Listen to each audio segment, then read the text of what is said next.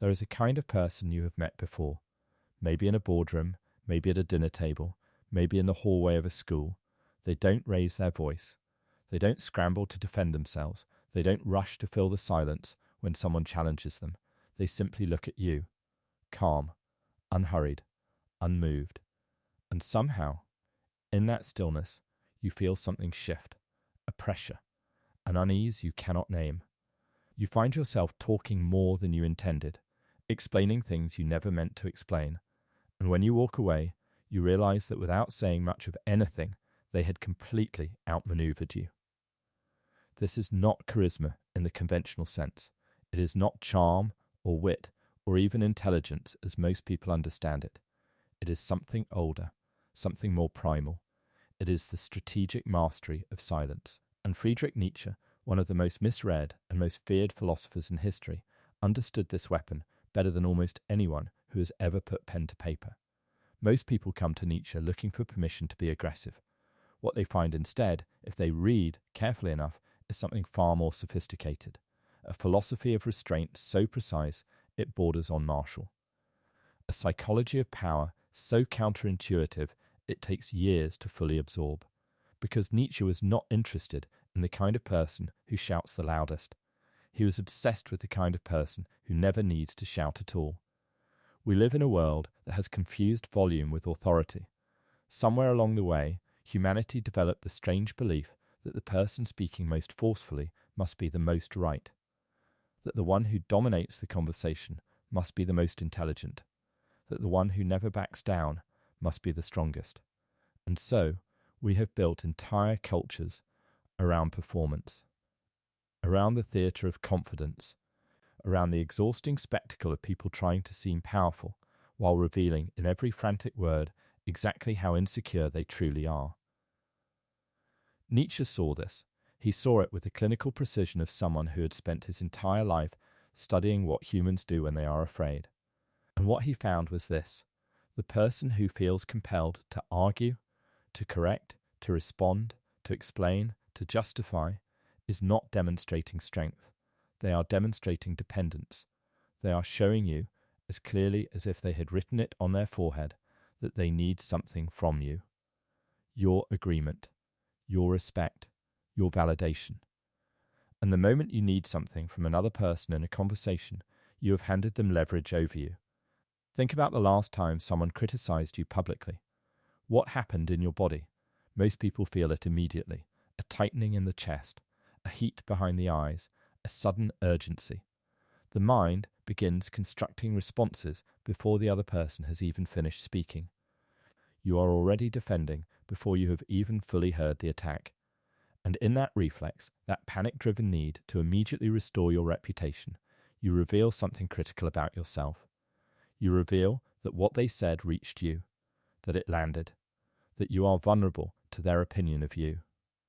Now think about someone you have witnessed who responded to the same kind of public criticism with nothing. Not anger, not a lengthy rebuttal, not even visible irritation, just a calm, unreadable stillness. What did that do to the person who attacked them? It destabilized them entirely, because an attack that lands on stone doesn't echo, it simply stops, and the attacker is left standing there, holding their weapon, looking suddenly very foolish indeed. This is the first principle Nietzsche embedded throughout his work, though he rarely stated it so plainly. The reactive mind is the controlled mind. The moment you react, you have demonstrated that the other person has the power to move you, and once they know they can move you, they will never stop trying. The ancient question of power has always been framed incorrectly. People ask, how do I become more powerful? How do I make others listen to me? How do I command respect? But these questions already contain the seed of their own failure, because they assume that power is something you acquire by doing more, by speaking more, by asserting yourself more aggressively. Nietzsche proposed something that most people are not psychologically ready to accept. That real power is not additive, it is subtractive. It comes not from adding force to your presence, but from removing the need for approval from your psychology. This is what he meant by the will to power in its truest, most misunderstood sense. Not the will to dominate others externally, but the will to master yourself so completely that the external world loses its grip on your inner state. A person who has achieved this mastery is genuinely frightening to be around, because there is no lever anyone can pull to move them, no insult sharp enough to destabilize them, no silence awkward enough to make them feel it unnecessarily, no amount of social pressure sufficient to make them perform on command. And here is the paradox that Nietzsche loved more than almost any other. This kind of mastery, this internal freedom that requires nothing from anyone, is precisely what makes others want to give you everything. People are drawn to those who do not need them. They are repelled by those who do. It is one of the cruelest and most reliable laws of human psychology. The person who sits quietly confident in a conversation, who does not scramble for approval, who does not rush to prove their worth, automatically reads as higher status than the person desperately performing that same status. We cannot help but respond to this signal. It is wired into us at a level far beneath rational thought.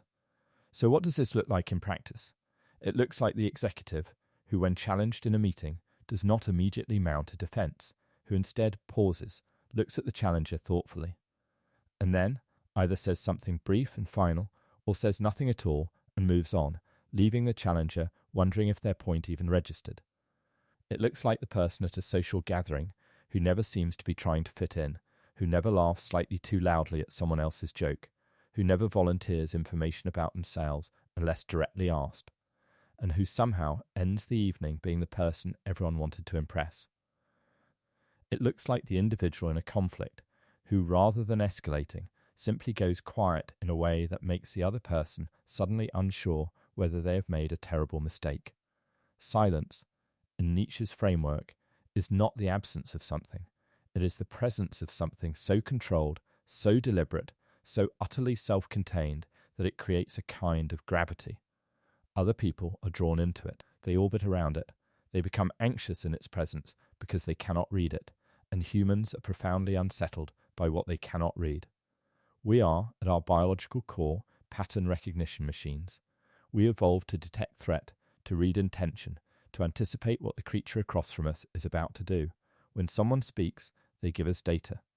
We process their tone, their word choice, their rhythm, their pauses. We build a model of them in real time, and we use that model to feel safe or unsafe, dominant or submissive, in control or out of it. But when someone is silent in a controlled, deliberate way, they deny us that data. They give us nothing to process. And in the absence of data, our minds do something fascinating and deeply revealing. They generate their own. We project. We imagine. We fill the silence with our own fears, our own assumptions, our own insecurities. The silent person becomes a screen onto which we project whatever we are most afraid of. And this is precisely why silence is so unsettling. It is not what the silent person is thinking that disturbs us. It is what we imagine they are thinking. And what we imagine is almost always worse than reality. Nietzsche understood this psychological mechanism with extraordinary clarity. He understood that the person who speaks less does not reveal less. They reveal nothing. And in revealing nothing, they become infinite in the minds of others. They become capable of anything. They become, in the truest psychological sense, dangerous. Not because they have threatened anything, but because the threat is undefined. And the human mind, when it cannot define a threat, tends to overestimate it dramatically. This is the hidden architecture of what Nietzsche called the noble type. Not a person of brute force or aggressive dominance, but a person of such profound internal organization that they have become, in essence, unreadable, unmanipulable, uncontrollable. A person who has so thoroughly severed their psychological dependence on external validation that they are free, genuinely free, in a way that most people never experience even for a moment. And the most devastating thing about this kind of freedom? It cannot be faked for long. You can perform confidence. You can mimic the posture of someone who doesn't care what others think. You can train yourself to pause before responding and to choose your words carefully. All of these are useful skills. But the deepest level of what Nietzsche was pointing at is not a technique. It is a transformation. It is the actual internal dissolution of the need for approval. And when that happens, when a person reaches that state even partially, something in their presence changes in a way that others feel before they can articulate it. Because the body knows, the eyes know, there is a quality of attention in someone who is not performing, who is not managing an impression, who is simply present and utterly unafraid of whatever happens next. It is one of the rarest things you will ever encounter in another human being, and it is, without question, one of the most powerful. Now we must go deeper, because understanding the philosophy is one thing. Understanding how to actually embody it, how to carry it into the specific moments where you feel most threatened, most pressured, most desperate to speak, that is something else entirely. And this is where Nietzsche's ideas stop being abstract and become almost unbearably practical. Let's talk about what happens in the body of someone who has not yet mastered this, someone who still lives in the reactive mode. When a conflict arises, when someone challenges them, dismisses them, humiliates them publicly, or simply disagrees with them in a way that feels personal, there is a physiological cascade that begins almost instantly. Cortisol floods the system. The heartbeat accelerates, the jaw tightens. The mind narrows to a single furious point. Every resource the body has is now being devoted to one urgent task, neutralizing the perceived threat. And language becomes a weapon grabbed in haste. Words come out faster than thought. The voice pitch is slightly higher than usual. The sentences get longer and more tangled as the mind scrambles to cover every possible objection before the other person can voice it. And here is what that looks like from the outside. It looks like desperation. It looks like someone who has been deeply affected, someone whose identity is tied so completely to being seen in a particular way that any deviation from that image triggers something close to panic. The person watching this display does not see someone defending a position with strength. They see someone whose armor has a gap in it. They see exactly where to strike next time. Nietzsche wrote that one must have chaos within oneself to give birth to a dancing star. Most people read this as romantic, as an invitation to embrace disorder, but the deeper meaning is surgical. The chaos he is referring to is internal pressure, tension, the raw material of transformation, and the dancing star is what emerges when that pressure is not vented carelessly into the world, but held, refined, shaped by discipline into something extraordinary. The person who has mastered silence is not someone who feels nothing. They are someone who feels everything and chooses, with tremendous intentionality, what to do with that feeling. This distinction is everything, because there is a kind of silence that is not powerful at all. It is the silence of suppression, of someone who wants desperately to speak but is too afraid, who bites their tongue not from strength but from terror, who says nothing because they have concluded that their words will not matter, that they will not be heard, that speaking up will only make things worse.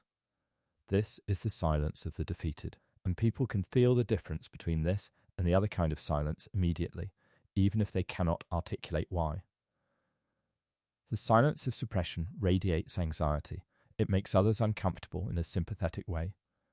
It invites further dismissal. The silence of mastery is something else entirely. It radiates containment.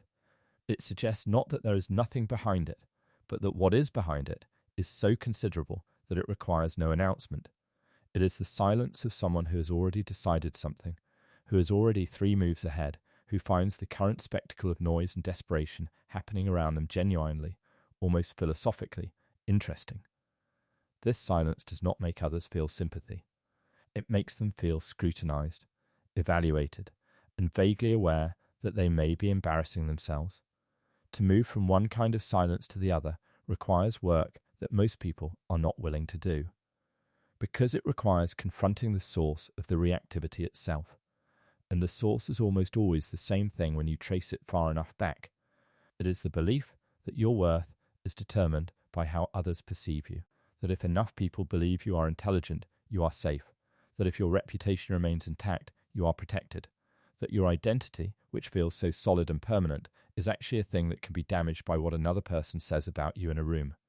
This belief, which most people have never examined directly and would be horrified to admit consciously, is the engine that drives almost all unnecessary conflict, all reactive speech, all the frantic verbal self-defense that consumes so much human energy and reveals so much human weakness. Nietzsche called this living under the gaze of the herd, organizing your entire inner life around what the collective thinks of you, measuring your own value through the mirror of other people's reactions. And he was not merely critical of this tendency, he found it genuinely tragic. Because a person living this way is not free. They are an elaborate performance, constantly adjusting, constantly managing, constantly afraid that the mask will slip and the audience will see what is really underneath. They are not living, they are auditioning. Every conversation is a tryout.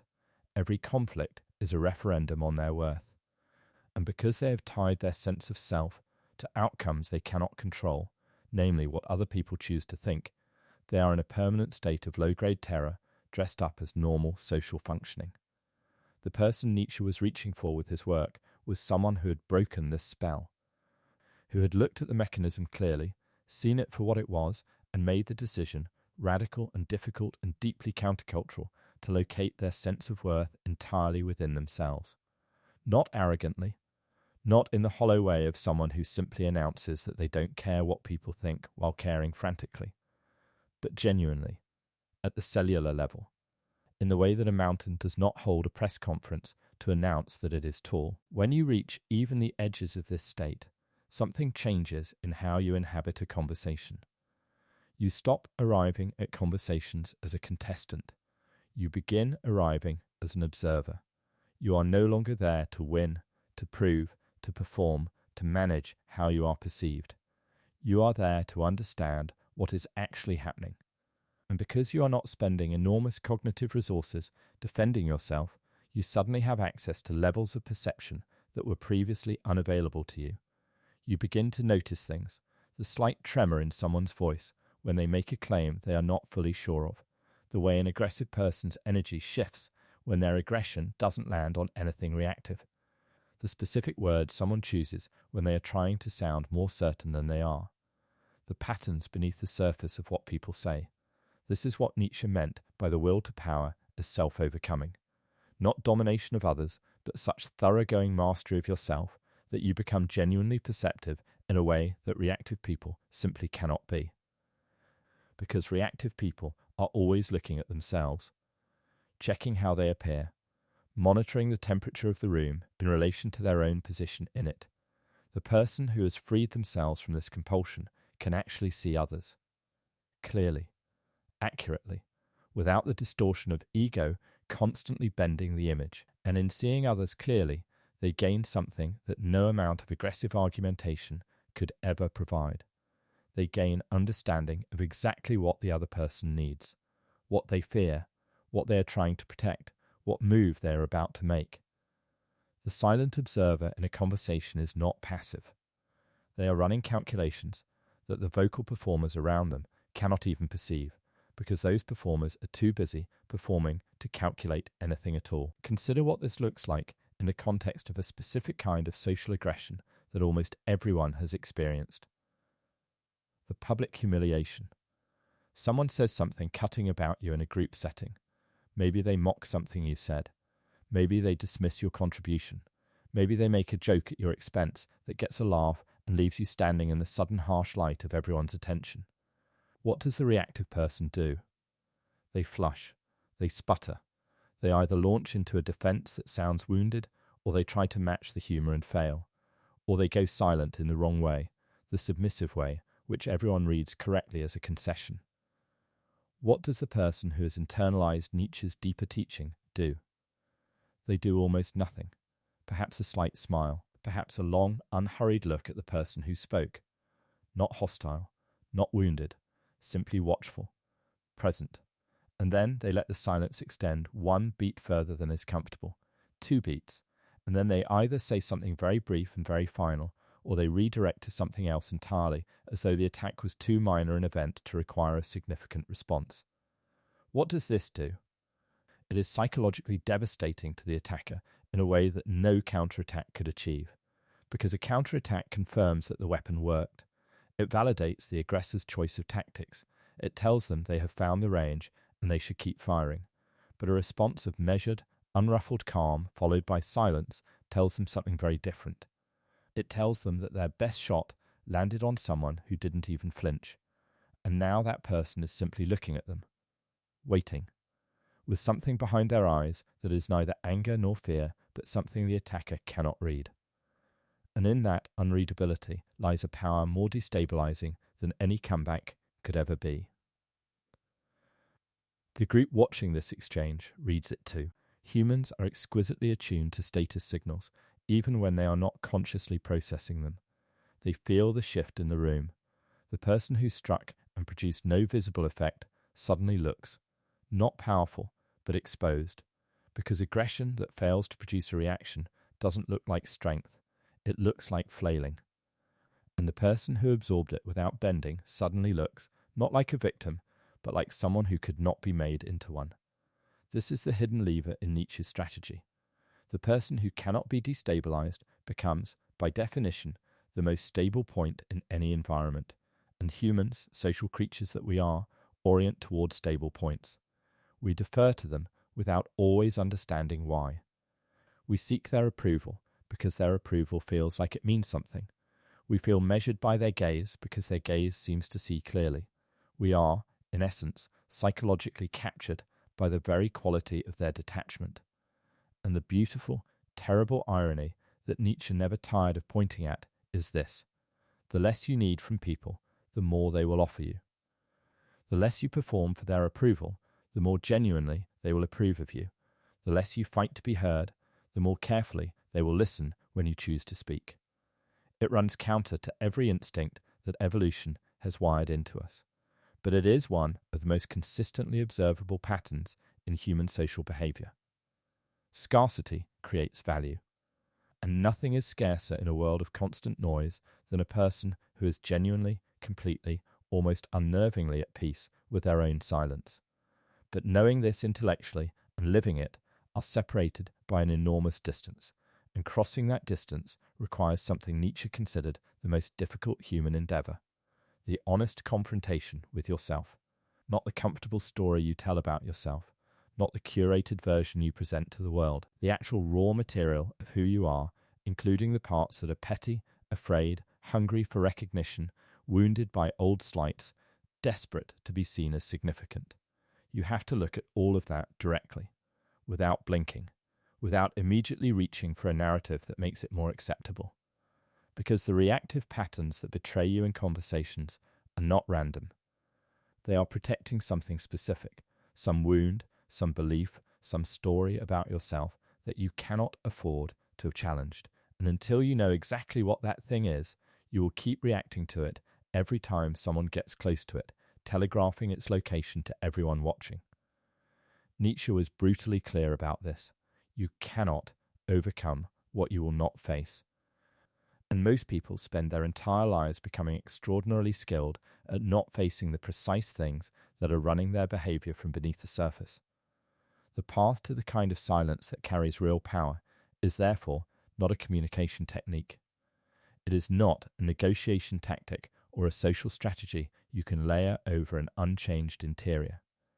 It is the result of a genuine internal reckoning, of sitting with the discomfort of your own reactivity long enough to understand its roots, of asking, with real honesty, what you are actually afraid will happen if you stop defending yourself, if you stop explaining, if you stop performing, if you simply let the silence exist and let others make of it what they will.